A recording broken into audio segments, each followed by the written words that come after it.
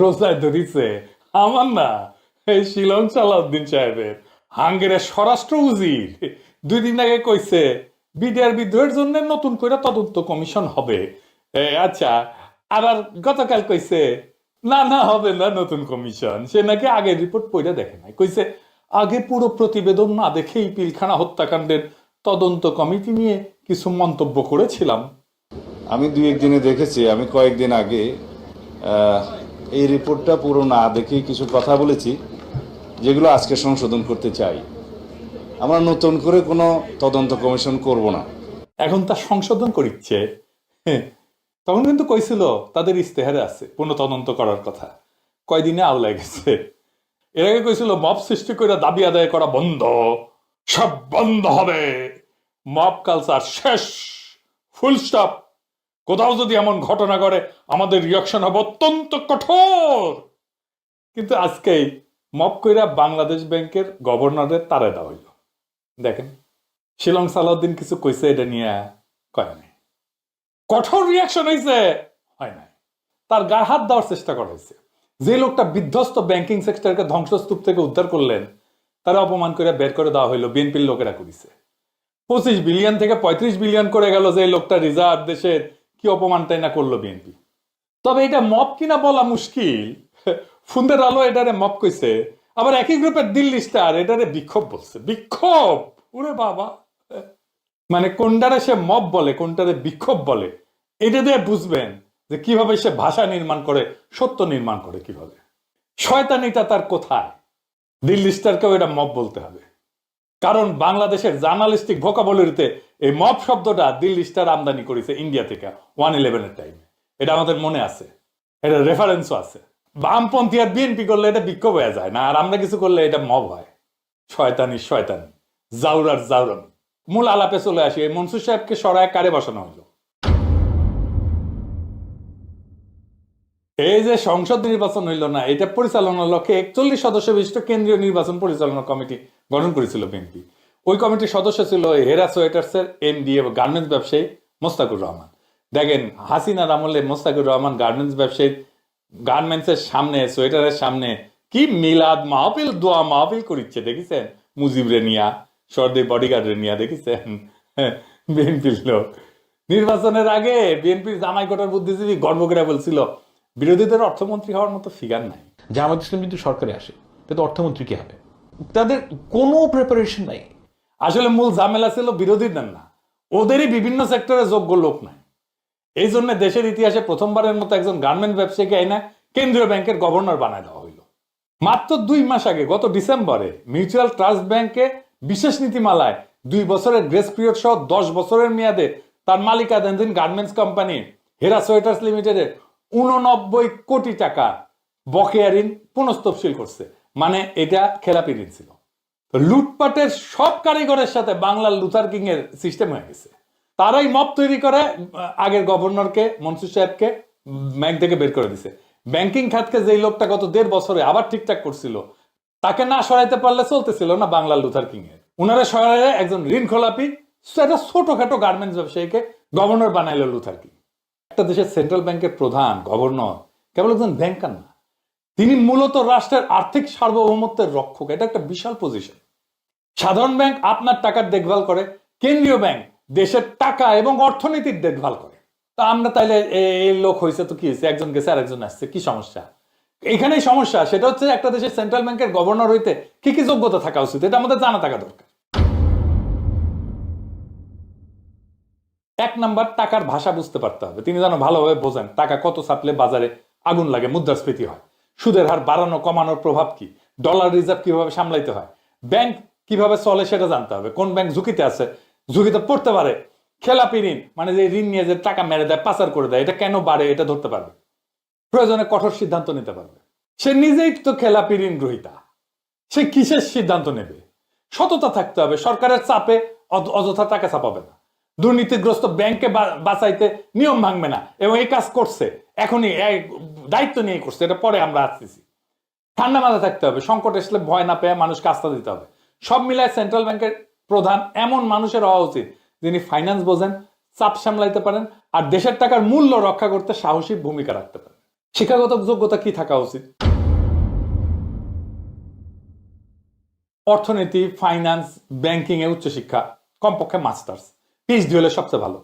Macro economics, মুদ্রানীতি, আর্থিক বাজার এই সম্পর্কে গভীর জ্ঞান বা পেশাগত অভিজ্ঞতা থাকতে হবে। বড় ব্যাংকে যদি কাজ করে আসে, আর্থিক প্রতিষ্ঠানে দীর্ঘ অভিজ্ঞতা থাকে যদি, তাহলে খুব ভালো হয়। সেন্ট্রাল ব্যাংক বা আন্তর্জাতিক সংস্থা যেমন আইএমএফ, বিশ্ব ব্যাংক এই সমস্ত জায়গায় কাজ করে আসছে, আর্থিক নিয়ন্ত্রক সংস্থা কাজ করে আসছে, তাহলে ভালো হয়। এই চারটা জিনিস না থাকলে একজন মানুষ সেন্ট্রাল ব্যাংকের প্রধান হওয়ার উপযুক্ত না। বিএনপি কইতেছে সব দেশে সরকার বদল হইলে নিজের লোক বসায়, কথা সত্য, কিন্তু আপনারে দুইটা জিনিসের জবাব দিতে হবে।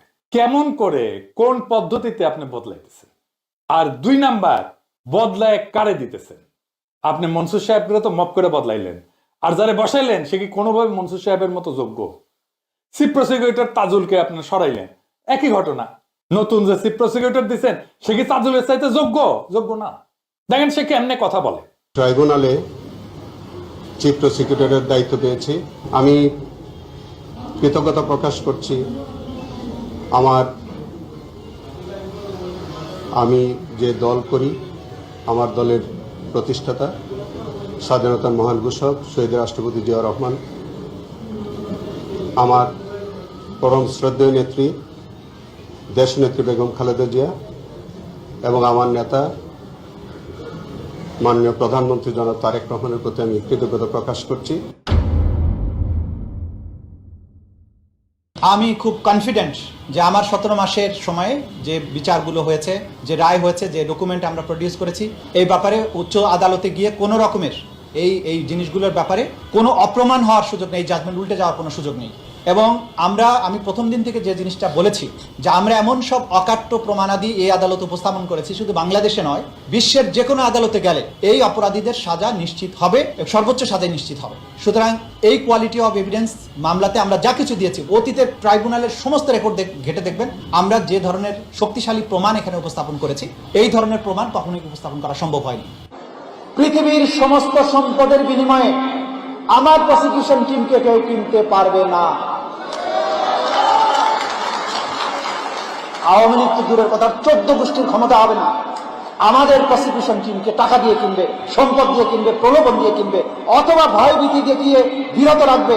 ইনশাল্লাহ এমন শক্তি পৃথিবীতে কেউ দেখাতে পারবে না। দেখেছেন? এবার আসেন তারেক রহমানের গভর্নরে দেখি, এই গভর্নর যারা বানাইছে তার যোগ্যতা কি?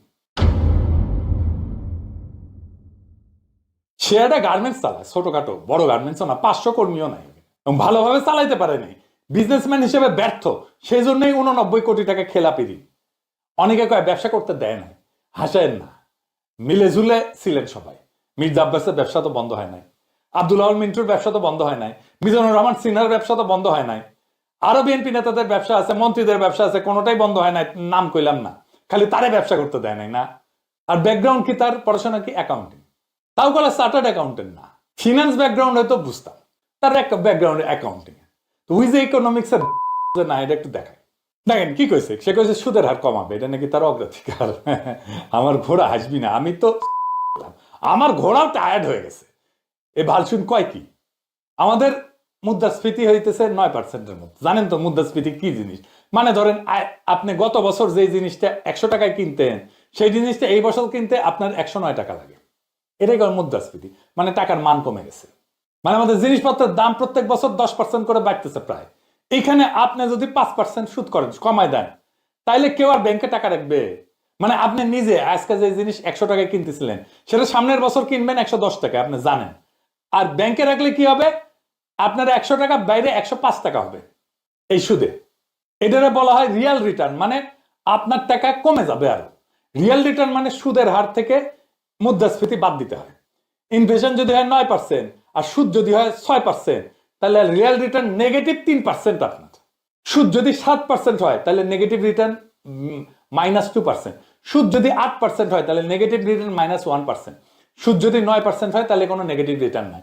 সুদ যদি 10% হয় তাহলে পজিটিভ রিটার্ন আছে আপনার 1%, আপনার রিয়েল রিটার্ন। আপনি আসলে 1% সুদ পাচ্ছেন। অর্থাৎ সুদ 9%-এর নিচে হইলেই মানুষ ক্ষতিগ্রস্ত হবে, মানুষ ব্যাংকে টাকা রাখবে না। আপনি খালি দেখেন ওয়ার্ল্ড ব্যাংকের ডেটা, পরপর 4 জন বাংলাদেশ ব্যাংকের গভর্নরের পারফরমেন্স দেখেন। রিজার্ভ বাড়াইছে সবচেয়ে বেশি কে? মনসুর সাহেব। মুদ্রাস্ফীতি কমাইছে সবচেয়ে বেশি কে? মনসুর সাহেব এই ভার্সন তো ইকোনমিক্সের বেসিক জানে না, নিজের ছোট একটা সোয়েটার কোম্পানি ঠিক মতো চালাইতে পারে না, আর তারা সারা বাংলাদেশের অর্থনীতির দায়িত্ব দিয়ে দিছে। অর্থনীতি খারাপ হয়ে যাবে দেখেন, আমি কয়ে গেলাম, মিলাইনি। বিএনপির লোকেরা পছন্দ করে না এই নিয়েও, অনেকে তো প্রকাশ্যেই বলতেছে আপনি জানেন তারা কারা, কিন্তু এখন তো নিরপেক্ষ সাজা লাভ নাই। এই বিএনপিকে ক্ষমতায় আনার জন্য তো দিও না হয়েছিলেন, ক্ষমতায় আনবেন কিন্তু লুটপাটের দায়, অদক্ষতার দায় নেবেন না, এটা তো হয় না। আর একটা জিনিস আছে, কি সেটা? কনফ্লিক্ট অফ ইন্টারেস্ট বলে একটা জিনিস আছে না, যেই লোক নিজে একটা ব্যবসায়ী, যে ব্যাংক থেকে লোন নেয়, এখনো তার খেলাপি ঋণ আছে, তাকে বাংলাদেশ ব্যাংকের গভর্নর বানাইছে, যে ব্যাংকগুলোর কন্ট্রোলিং অথরিটি। হাসিনার এর চাইতে বেশি চক্ষু লজ্জা ছিল, এর তো চক্ষু লজ্জাটাও নাই। বেসিক নর্মস মানে না একটা বিজনেসের, একটা দেশের, একটা রীতির, একটা নিয়ম মানে না রাষ্ট্রের কোনো। একটা মজার জিনিস দেখবেন, আর ডাকনাম ছিল মইন, আমাদের বেসে কিন্তু মানে আমরা যে বেসে সে বেসে আর কি, আমার সমান বয়স আর কি, 80-র দশকে ফুলকুড়ি আসরের সাথে কাজ করতো। এটা বোধ হয় 87 সালে ঢাকার মুক্তাঙ্গনে ফুলকুড়ি আসরের ছড়াপাঠ অনুষ্ঠান হচ্ছে, মোস্তাকুর ছড়াপাঠ করিচ্ছেন। ফুলকুড়ি জানেন তো, এটা শিবির, ছোট শিবির আর কি, মানে শিবিরদের শিশুদের সংগঠন আর কি, জামাতের শিশুদের সংগঠন সোজা কথা। শেষ পর্যন্ত ফুলকুড়ি থেকে আসা গুপ্ত জামাত শিবিরকে লাগলো বাংলাদেশ ব্যাংক সামলাইতে, হ্যাঁ আল্লাহ আমরা দরবেশ বানায় দাও। আচ্ছা, উনি আইসা কি করলেন? আইসাই বিএনপির মন্ত্রী আব্দুল আল মিন্টুর ব্যাংকে 1000 কোটি টাকা দিচ্ছে তারল্য সংকট কাটানোর জন্য। মানে মাল পাতলা হয়ে গেছিল, ঘন হবি ঘন, হ্যাঁ তারল্য মানে বুঝেন তো, মানে ব্যাংকের টাকা ঢুকে খেয়ে ফেলছিল আব্দুল আল মিন্টু, দেউলিয়া হয়ে যাওয়ার কথা। বাংলা লুথার কিন আমার আপনার টাকা দিল ওই ব্যাংকে, দুর্বল ব্যাংকে, যে ব্যাংক একটা অদক্ষ ব্যাংক। বন থেকে হেগে আসা মিন্টু তো চেয়ারম্যান, আর ডিরেক্টর হয়েছে বিএনপির আরেক মন্ত্রী জনাব জাকারিয়া তাহের, ওই গৃহায়ন এবং গণপূর্ত মন্ত্রণালয়ের মন্ত্রী। মানে ভাগ ভুগ করে নিয়ে খাইতেছে, এলোমেলো করে দে মা, লুটে পুটে খাই। এইভাবে লুটপাট করার জন্য এরা ক্ষমতাতে এসেছে, টাকা ছাপবে আর বাতিল ব্যাংকগুলো আবার বাঁচাবে আপনার আমার টাকায়। আমি বলে দিতেছি কি হবে, এই গভর্নর খালি টাকা চালাবে আর রুগ্ন শিল্পগুলোকে দিবে, আর ওরা টাকাগুলো পাচার করে দিবে, ইন্টারেস্ট কমাবে, মানুষ ব্যাংক থেকে টাকা তুলে নেবে, সেটা সামলাইতে আরো টাকা চাপাবে, মুদ্রাস্ফীতি আকাশে উঠবে। টের পাবেন কিভাবে? শুধু সোনার দামটা দেখবেন, ধাই ধাই করে বাড়তেছে সোনার দাম, আর আপনার ব্যাংকে রাখা টাকা তেজপাতা হয়ে যাবে। যে জিনিস আজকে 100 টাকায় কিনতেন সেটা 150 টাকায় কেনা শুরু করবেন কয়েকদিনের মধ্যেই। দেখেন বাংলা লুথার কিং এর সরকার ইকোনমিক কোলাপস করে ধপাস করে পড়বে। হাসিনার বিরুদ্ধে রাজপথে মানুষ নামছিল কোটা সংস্কারের জন্য না, মানুষের জীবনযাপন অসম্ভব হয়ে গেছিল, এমন ভাবে অর্থনীতি কোলাপস করছিল। আওয়ামী লীগ বিএনপির চাইতে দক্ষ ছিল ম্যানেজার হিসাবে। আমরা সবসময় এই ভুলটা করি, পাকিস্তানিদের হটাইতে যায় ইন্ডিয়ারে ডেকে আনেছি। মুরব্বীদের জিজ্ঞেস করে দেখেন পাকিস্তান আমলের চাইতে ভালো ছিল নাকি মুজিবের শাসন। আবার ফ্যাসিস্ট হাসিনারে তারায় আনলাম বিএনপিরে, কুত্তা তাড়াইতে যায় আমরা নেকড়েকে ডেকে আনি। এটা আমাদের দুর্ভাগ্য। তাও ভাগ্য ভালো, সুশীলেরা বাংলাদেশকে আফগানিস্তান হওয়া থেকে বাঁচাইছে। এবার জয় বাংলা বলে বুড়িন্ডি হওয়ার পথে রাস্তা ধরেন বাঙ্গু সুশীলেরা, বুঝবেন কি জিনিসের মধ্যে পড়িছেন, কি গাড্ডায় পড়িছেন, এটা বুঝবেন, বোঝা শুরু করবেন এখন থেকে। এখনই তো আউকাও শুরু হয়ে গেছে, এখনো তো বুঝেছেন বাংলাদেশ ব্যাংকের গভর্নরের দেখে। এখন প্রশ্ন করতে পারেন আমাদের সপ্তাহে এক রক্তপাত কি বৃথা গেল? না, যায় না। 2024-এ যে বিপ্লব হয়েছিল সেটা শেষ ছিল না, সেটা ছিল বাংলাদেশের জন্য একটা বিপ্লবী কাল পর্বের সূচনা। পৃথিবীর তাবৎ বিপ্লবে একই জিনিস ঘটে, বারবার ঘটে। বাংলাদেশকে অস্থির একটা সময় পার করতে হবে, আরো কিছুদিন, আবার সংকটে পড়বে বাংলাদেশ, মানুষ আবার অস্থির পথে নামবে, আবার একটা লড়াই হবে। মনে রাখেন যতদিন বাংলাদেশে পুরনো ব্যবস্থা, পুরনো লুটপাট, পুরনো সংবিধান থাকবে, ততদিন বারে বারে রাজপথে নেমে আসবে সাহসের আবাবিলেরা। বিপ্লব এমন একটা শক্তি যা মরে না, বারে বারে ফিরে আসে। যতদিন না সে নতুন একটা রাষ্ট্র ব্যবস্থা তৈরি করতে পারে, ততদিন পর্যন্ত বিপ্লবের আগুন নেভে না, বিপ্লব শান্ত হয় না, বিপ্লবীরা শান্ত হয় না। বিপ্লব কখনো পরাজিত হয় না, ইতিহাসের চাকা পিছনের দিকে যায় না। বিপ্লব মানে শুধু রাস্তায় নামা না, বিপ্লব মানে প্রাতিষ্ঠানিক শুদ্ধি, বিপ্লব মানে অর্থনৈতিক নৈতিকতা, বিপ্লব মানে রাষ্ট্রকে দল থেকে আলাদা করা। মনে রাখবেন, বিপ্লবকে দমন করা যায় কিন্তু বাতিল করা যায় না। ইতিহাস ধৈর্য ধরে কিন্তু ইতিহাস ক্ষমা করে না। বিএনপিকেও ইতিহাস ক্ষমা করবে না, কারণ তারা প্রথমে জুলাইয়ের সাথে গাদ্দারি করছে এবং বাংলাদেশের মানুষের সার্বভৌম আকাঙ্ক্ষার সাথে বিশ্বাসঘাতকতা করছে। এই গণবিরোধী বিএনপির পতন অবশ্যম্ভাবী, ইনশাআল্লাহ